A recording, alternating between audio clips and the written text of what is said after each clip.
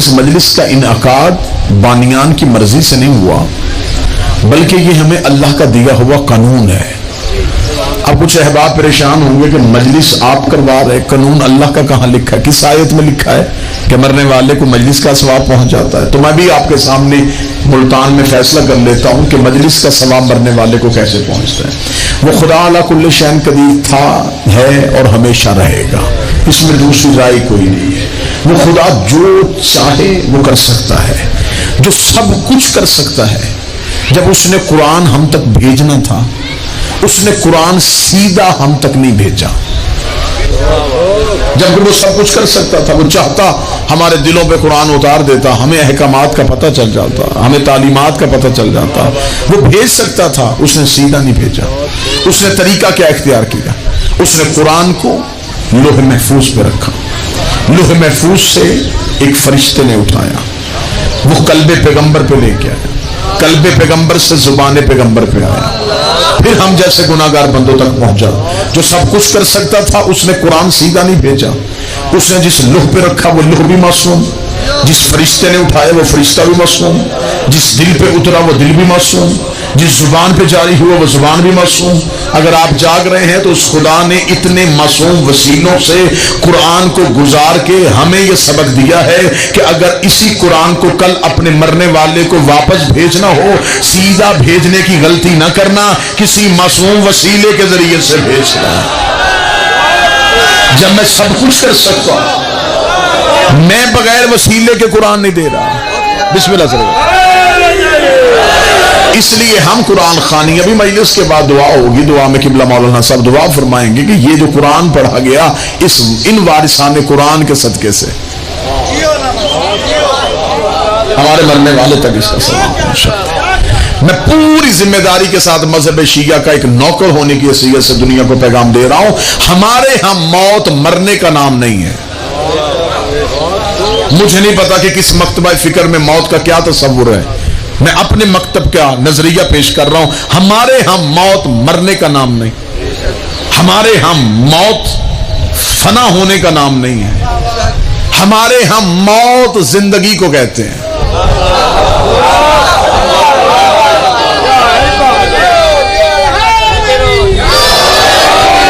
बल्कि मैं हशमत किबला से दाद लेना चाहूंगा कि हम तो जीते ही मरने के लिए हैं।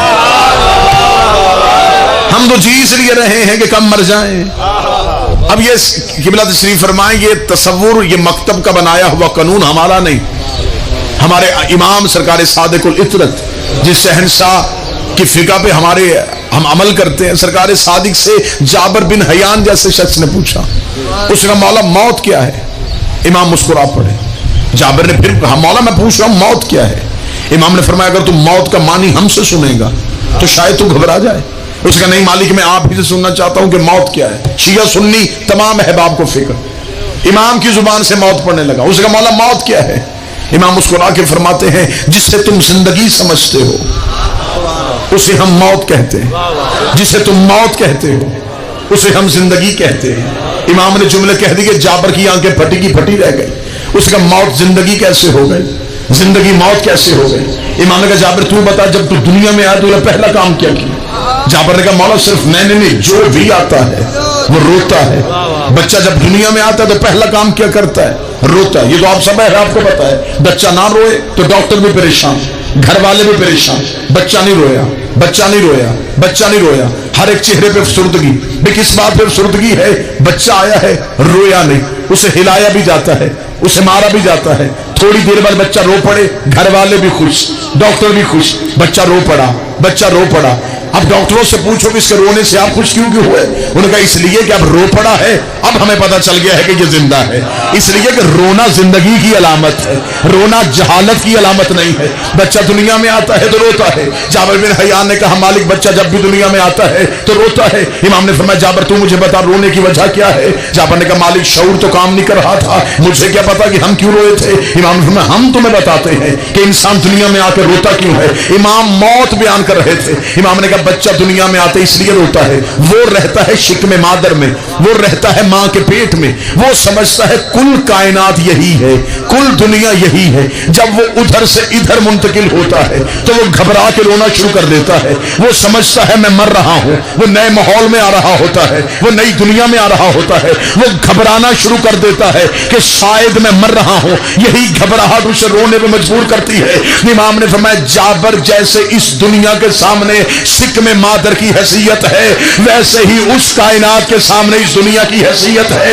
जब तुम इधर से उधर जाते हो तो इधर वाले रो रहे होते हैं कि ये मर गया है, उधर वाले खुश हो रहे होते हैं कि अब जिंदा हो रहा है। यहां मौत मरने का नाम नहीं, मौत मुंतकिल होने का नाम। असल हमारे घर ये नहीं, ये तो हमारे रुकने की जगह है, वो हमारे रहने की जगह है। मौला अमीर अल मोमिनीन फरमाते दुनिया में राई के दाने के बराबर भी जीनत होती। मैं अपने मुहिब्बों को इतना देता इनके घर की सीढ़ियां भी सोने की होती। लेकिन अली फरमाते हैं इस दुनिया में जीनत है ही नहीं। प्लेटफार्म पे खड़े हुए किसी मुसाफिर के हाथ में सामान देखो, वो उतना ही लेके आता है जितने दिन उसने रुकना होता है। इसलिए अमीर अल मोमिनीन फरमाते हैं कि दुनिया में उतना इकट्ठा करो जितना तुम्हें यहां रहना है। हमारे यहाँ मौत बड़ी खूबसूरत है। मेरे अहले सुन्नत भाई आप तशरीफ फरमाएं, आप हमारा दुख बांटने के लिए आए हैं। हमारे यहाँ मौत बड़ी खूबसूरत है। हम मौत से भागते नहीं, हमारा मरने को जी चाहता है। हमारे बस में हो हम अभी मर जाएं, इसलिए कि हम जी ही मौत के लिए रहे हैं। इसलिए कि जब हम मर जाते हैं तो फिर हमारे लिए मौत इतनी खूबसूरत है। मैंने अक्सर किबला कुरैशी साहब तशरीफ फरमाए हैं कि मौत के टॉपिक पे लोगों को खामोश देखा है, इसलिए कि मौत इंसान को कांपने में मजबूर कर देती है। कोई इंसान मरना चाहता नहीं। मैं चाहता हूं कि इतनी बेहतरीन मौत पढ़ो कि आप यहीं बैठ के दुआ करें कि काश हम मर जाएं। मौत का तस्वुर पढ़ने लगा हूं। मौला से आगे एक शख्स ने पूछा मौला मौत क्या है? इमाम ने फरमाया इतना सख्त मरहला है जैसे रेशम का कपड़ा खारदार झाड़ी पे रख के खींचो, जो हालत उस कपड़े की होती है वो इंसान की होती है। उसका बदन कांपा। इमाम ने फरमाया काम क्यों गया? उसका मौला इतनी सख्त मौत, तो फिर आपकी मोहब्बत का फायदा। इमाम ने फरमाया तूने इंसान की मौत पूछी है, मोमन की मौत नहीं पूछी। तूने ये पूछा है कि इंसान कैसे मरता है, हमसे ये पूछ के मोमन कैसे मरता है। मौला आप हमें बताएं कि मोमन कैसे मरता है। इमाम ने फरमाया फिर सुन, जब मलकल मौत रूह कब्ज करने के लिए आता है तो वो हमारे जद अली से इजाजत लेता है। इसलिए तो हमारा शियों का अकीदा है कि मरने के वक्त कब्र पे सरहाने कुर्सी अमीर अल मोमिनीन की होती है। किबला ज़ैदी साहब कहा करते थे ये जुमला मौलवियों की समझ में नहीं आएगा तो पटवारियों से पूछ लेना, इसलिए कि इंतकाल तब तक होता ही नहीं जब तक मालिक करीब ना हो।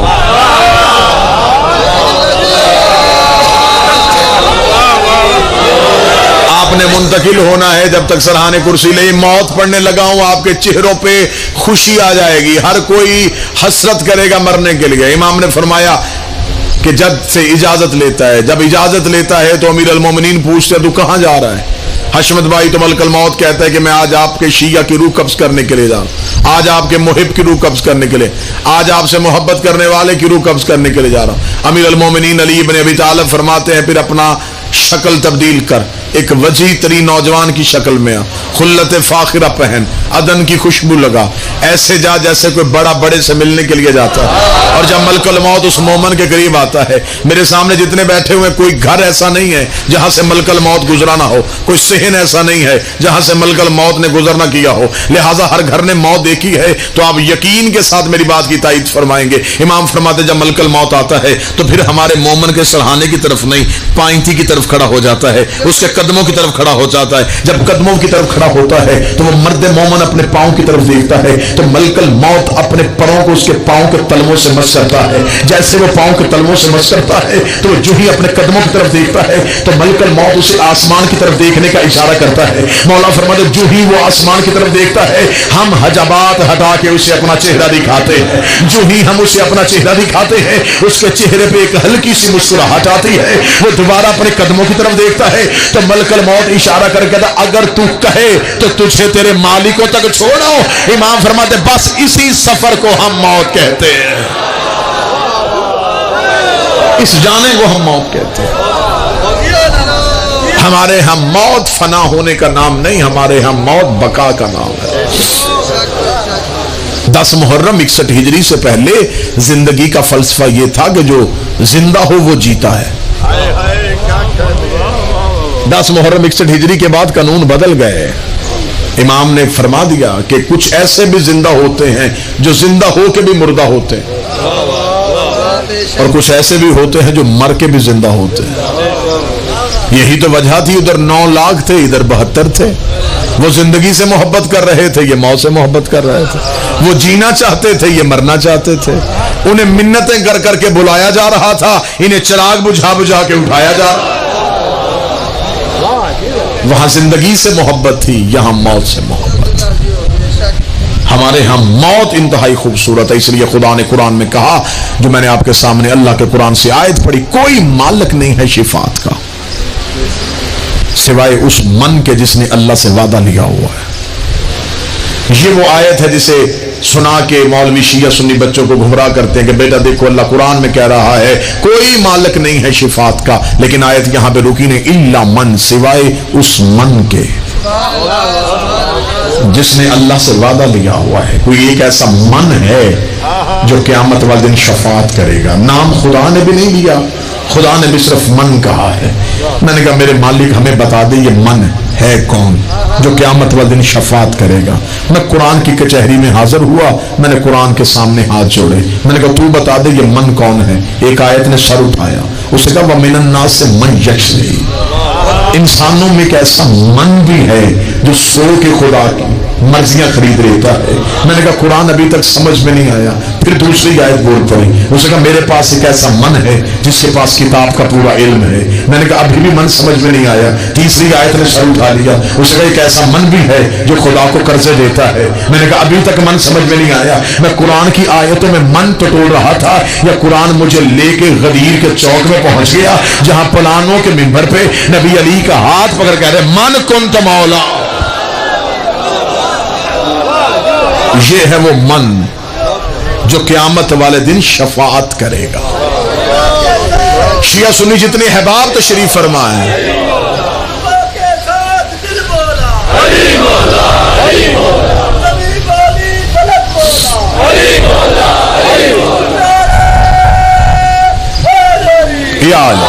میرے اہل سنت برادران تشریف فرما, اور یہ غنیمت موقع ہوتے ہیں جہاں پہ اہل سنت بھائی تشریف فرما ہوتے ہیں, جہاں پہ ہم چاہتے ہیں کہ کچھ نہ کچھ ہمارا پیغام آپ تک پہنچے. یہ وہ مرحلے ہوتے ہیں جب ہم ایک دوسرے کو قریب سے ہمیں ایک دوسرے کو دیکھنے کا موقع ملتا ہے. میں آپ اہل سنت بھائیوں کے سامنے علماء اکرام سادات کی موجودگی میں کہہ رہا ہوں, ہم شیعہ صحابہ اکرام کا انکار نہیں کرتے. میں ٹھیک کہہ رہا ہوں, یہ غلط فہمی آپ اپنے ذہن سے ہمیشہ کے لیے نکال لیں. ہم صحابہ اکرام کا انکار نہیں کرتے, لیکن صحابہ کی اہل بیت کے ساتھ برابری نہیں کرتے. ٹھیک ہے, کیونکہ ہمارا یہ یقین ہے کہ صحابی کوثر پی سکتا ہے, پلا نہیں سکتا. صحابہ کرام نے رسول کے ساتھ زندگی گزاری ہے, محبت کرتے ہیں, وہ جنت میں جا سکتے ہیں, لے کر نہیں جا سکتے. صحابہ اور اہل بیت میں فرق ہے, وہ فرق میں ایک جملے میں سمجھا دیتا ہوں. جو نبی سے پیار کرتے تھے انہیں صحابی کہتے ہیں, جن سے نبی پیار کرتا تھا انہیں اہل بیت کہتے ہیں. مولا حسین جو نبی سے پیار کریں وہ صحابی, جن سے نبی پیار کریں وہ اہل بیت. جو نبی کو اٹھائیں وہ صحابی, جن کو نبی اٹھائے وہ اہل بیت. جو نبی کے ہوں وہ صحابی, جو نبی سے ہوں وہ اہل بیت ہے. صحابی نبی سے نہیں ہے, نبی کے ہیں. اہل بیت نبی کے نہیں ہے, نبی سے ہے. یا علی انت منی, اے علی تو مجھ سے. الفاطمہ تو بازا تو منی, فاطمہ مجھ سے. حسن و منی, حسن مجھ سے. حسین و منی, حسین مجھ سے. ادھر کے ہے ادھر سے ہے. درود کے والوں پہ نہیں ہوتا, سے والوں پہ ہوتا. اور پھر جن پہ درود پڑھا جائے ان کی خطائیں نہیں ڈھونڈا کرتے.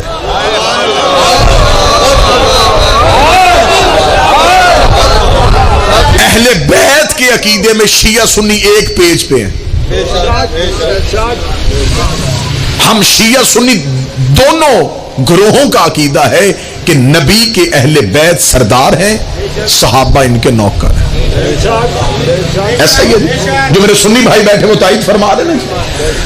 صحابہ کی میں بار بار کہہ رہا ہوں کہ ہم صحابہ کا احترام کرتے ہیں. جملہ بڑا قیمتی اگر آپ وصول کر لیں, صحابہ کی عزت ہے, اہل بیت کی اطاعت ہے.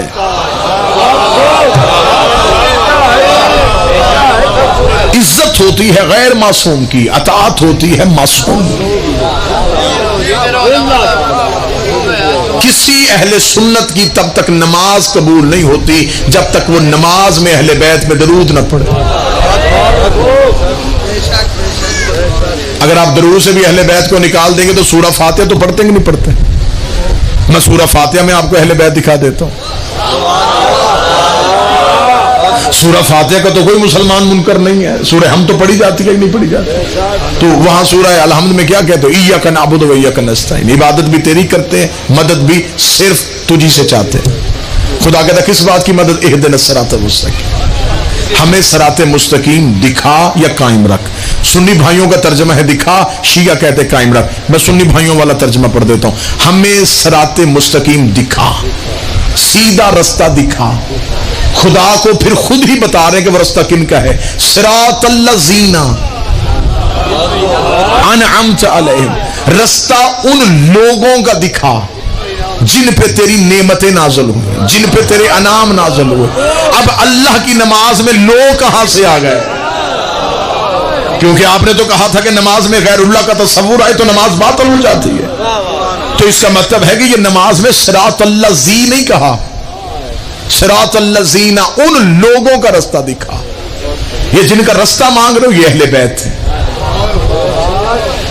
کسی کی نماز قبول نہیں ہے جب تک آل محمد پہ درود نہ پڑے. بلکہ امام شافعی کہہ گئے کہ کوئی نماز نہیں ہے سوائے آل محمد کے درود کے. آل محمد پہ درود پڑھو گے تو اللہ نماز کو قبول کرے گا. تو جن پہ درود پڑھے جائیں پھر ان کی غلطیاں نہیں دکھی, پھر ان میں خطائیں نہیں ڈھونڈا کرتے, ان کی صرف اطاعت کیا کرتے ہیں, انہیں صرف معصوم سمجھا جاتا ہے. میں سلام کرتا ہوں اہل سنت علماء کرام کو, ان مشائخ عظام کو جو آج بھی ایسی گستاخی پہ آواز اٹھاتے ہیں کہ سیدہ معصومہ ہے, سیدہ صدیقہ ہے, بلکہ صدیقۃ الکبریٰ ہے. اگر آج بھی کوئی مولوی آپ کے درمیان آپ ہی کا لباس پہن کے آپ کو گمراہ کرنے کی کوشش کرے کہ معاذ اللہ ان میں تو معصوم ہو ہی نہیں سکتے, تو پھر آپ ان سے اتنا پوچھئے گا کہ آپ مریم کو معصومہ مانتے ہیں کہ نہیں مانتے. اگر وہ کہے گا کہ ہاں جناب مریم معصومہ ہے تو پھر مصور پاکستان ڈاکٹر علامہ اقبال کہہ گیا تھا مریم یک نسبت عزیز, زہرا سے نسبت عزیز. مریم کے پاس صرف عزت کا ایک رتبہ ہے کہ وہ عیسیٰ کی ماں ہے. زہرا کے پاس تین نسبتیں ہیں, وہ نبی کی بیٹی ہے, وہ علی کی زوجہ ہے, وہ حسنین کی امنا ہے. اس کا باپ نبیوں کا سردار ہے, اس کا شوہر ولیوں کا سردار ہے, اس کے بیٹے جنت کے سردار ہیں. جس بی بی کے گھر میں اتنے سردار ہوں وہاں کسی کمی کے بھونکنے کی اوقات ہی کیا. جو سرداروں کے گھر میں رہتی ہے, شفاعت کرنے والا گھر صرف آل محمد کا ہے. جس کو ماننا ہے آپ دن رات ماننے, جتنا مان سکتے ہیں اتنا ماننے, میں کوئی انکار نہیں کرتا, لیکن شفاعت صرف آل محمد کریں گے.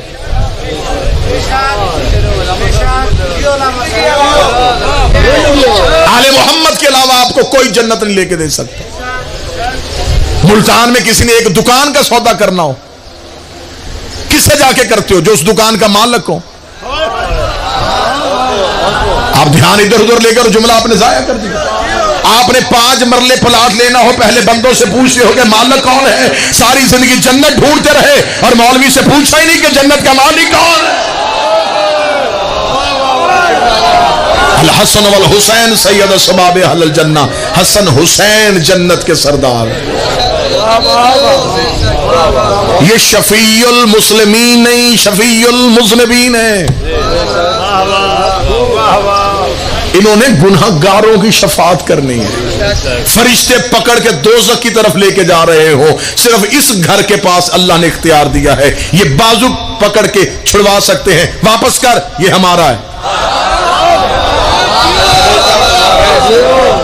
یہ اعزاز صرف تیرے نبی کے خاندان کے پاس ہے، اس کے علاوہ کسی کے پاس یہ صحابہ تو اپنی شفاعت کے لیے خود آل محمد کے پاس جاتے۔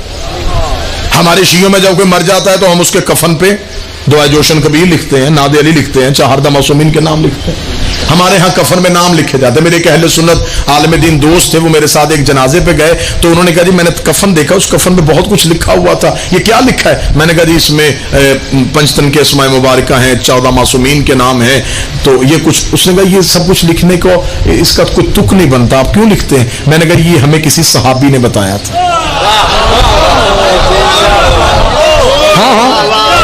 یہ نسخہ کیمیا ہمیں ایک صحابی دے کے گئے ہیں، ہم ان صحابی کی وجہ سے، اس کی صحابی نے کہا ہے۔ میں نے کہا یہ آپ کی کتابوں میں لکھا ہے کہ جب ایک صحابی کے بیٹے نے جا کے اپنے باپ سے شکایت کی تھی کہ بابا مجھے بازار میں کھڑے ہو کے حسن نے کہا ہے کہ تو میرے نوکر کا بیٹا ہے، تو باپ نے کہا تھا بیٹا فوراً جا مولا حسن سے کہے یہی بات مجھے لکھ کے دے دے، تو بیٹے نے کہا تھا بابا اگر وہ لکھ دے کہ میں غلام کا بیٹا ہوں تو پھر اس لکھی تحریر کا کیا کرنا ہے؟ تو اس صحابی نے کہا بیٹا جب میں مر جاؤں تو میرے کفن میں رکھ دینا، کیونکہ جنہیں یہ غلام کہہ دے ان سے فرشتے حساب نہیں لیتے، یہ جنہیں اپنا غلام لکھ دیں۔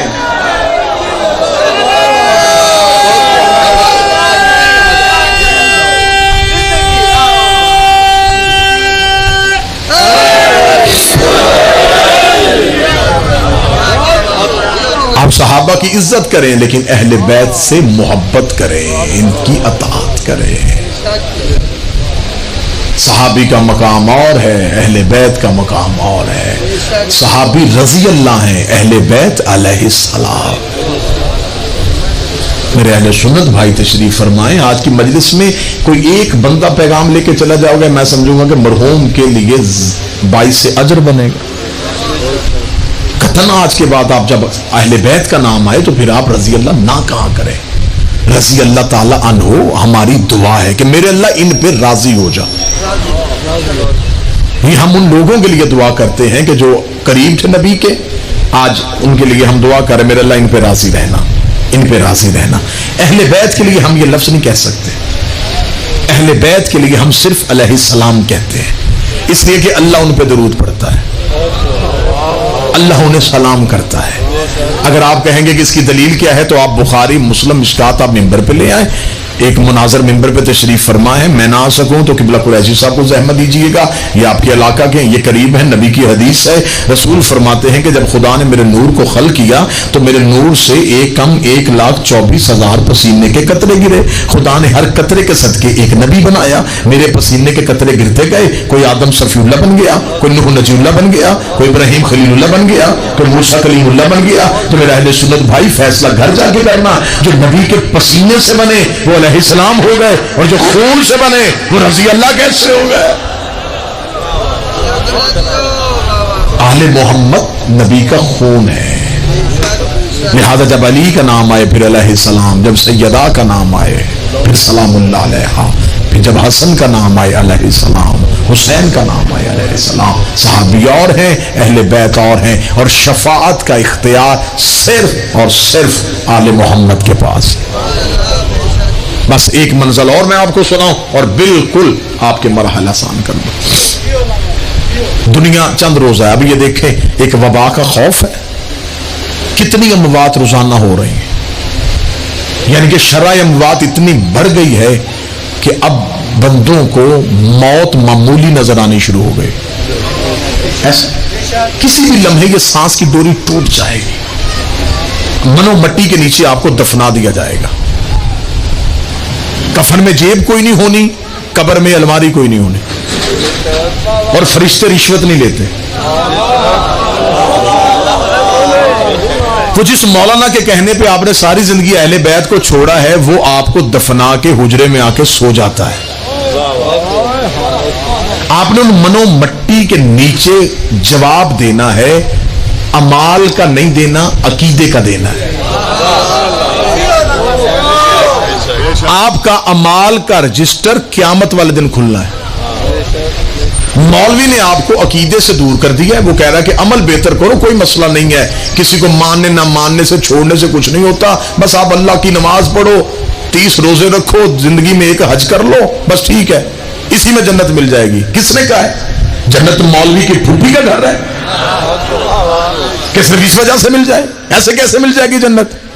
اللہ نے قبر میں فرشتوں کو جو بھیجنا ہے، انہوں نے نمازیں نہیں دیکھنی، انہوں نے عقیدہ دیکھنا ہے، انہوں نے پوچھنا تیرا رب کون ہے، تیرا نبی کون ہے، تیرا دین کیا ہے، تیرا قبلہ کیا ہے، تیرا امام کون ہے۔ میں شیعہ اہل سنت دونوں گروہوں کے سامنے کہہ رہا ہوں، جو نماز ہاتھ باندھ کے پڑھتا ہے اپنی مرضی سے نہیں پڑھتا، اپنے امام کے کہنے پہ پڑھتا ہے، جو ہاتھ کھول کے پڑھتا ہے وہ بھی اپنی مرضی سے نہیں پڑھتا، امام کے کہنے پہ پڑھتا ہے۔ اب یہ لڑائی ختم کرو کہ نماز کس کی ٹھیک ہے، پہلے یہ طے کرتے ہیں امام کس کا ٹھیک ہے۔ ہاتھ باندھے ہیں تو امام کی وجہ سے، کھولے ہیں تو امام کی وجہ سے، اس لیے خدا نے کہا قبر میں ان سے پہلے امام پوچھو۔ اگر ان کا امام والا جواب ٹھیک ہے، پھر قیامت والے دن اعمال کا رجسٹر کھول لینا، کیونکہ نمازیں پڑھی ہیں تو امام کے کہنے پہ، روزے رکھے تو امام کے کہنے پہ، زکوٰۃ دی تو امام کے کہنے پہ، حج کیا تو امام کے کہنے پہ، پہلے یہ تو پوچھو کہ امام کون ہے۔ اگر امام والا جواب ٹھیک ہے تو پھر قیامت والے دن آپ کے اعمال نامے کو کھولا جائے گا کہ آپ کی نمازیں کتنی ہیں، آپ کے روزے کتنے ہیں، آپ نے زکوٰۃ کتنی دی ہے، آپ نے حج کتنے کیے ہیں۔ لیکن قبر میں پہلے امام والا جواب دینا ہے، اور امام ایسا ہونا چاہیے کہ جس کے پاس یہ اختیار ہو کہ وہ آپ کو بچا سکے۔ اللہ نے آپ کو عقل دی ہے نا جی، اس عقل کے تحت آپ کیا کام کرتے ہیں؟ موٹر سائیکل کے کاغذ پورے نہ ہو، بچے کو پولیس والے پکڑ کے حوالات میں بند کر دیں تو باپ کو خبر پیچھے ہے، تو باپ تھانے کسی معزز کو لے کے جاتا ہے، ایسا ہے یا نہیں؟ یہ تو میں نے تو ایسا زمانے میں کوئی ایک مثال بھی ایسی نہیں دیکھی کہ ایک چھوٹے معمولی سے کیس میں بندے کو چھڑوانے کے لیے بندہ سفارشی کسی اشتہاری کو لے جائے،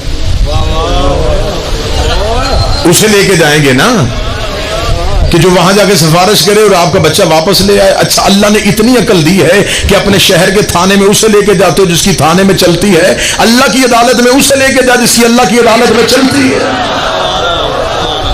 جو کہیں تو شفاعت ہو سکے۔ جو مرحوم اس دنیا کو چھوڑ کے چلے گئے وہ ماتمی تھے، انہوں نے امام حسین کے عشق میں ماتم کیا تھا، وہ امام حسین کو رویا کرتے تھے۔ آپ کیا سمجھتے ہیں کہ ان کے آنسو بیکار چلے؟ وہ گلیوں میں ماتم کرتے تھے تو اہل بیت ان کو اس چیز کا کوئی اجر نہیں دیں گے؟ علماء کی موجودگی میں یہ جملہ کہہ رہا ہوں کہ حسین کے ماتمی اور عزادار کی عظمت یہ ہے کہ جو حسین کو ساری زندگی روتا ہے، اس کی قبر کی پہلی رات، جب اس کی قبر کی پہلی رات آتی ہے تو اس کی گرد کی 40 قبروں سے عذاب اٹھا لیا جاتا ہے۔ جن 40 قبروں سے عذاب اٹھا لیا جاتا ہے تو وہ قبروں والے مرحوم کہتے ہیں کہ ہماری قبروں سے عذاب کیوں اٹھ گیا؟ تو فرشتے کہتے ہیں کہ تیری قبرستان میں ایک حسین کا عزادار آ گیا۔ اب میں اگلا جملہ کہوں گا تو آپ کے ذہنوں کے نقشے تبدیل ہو جائیں۔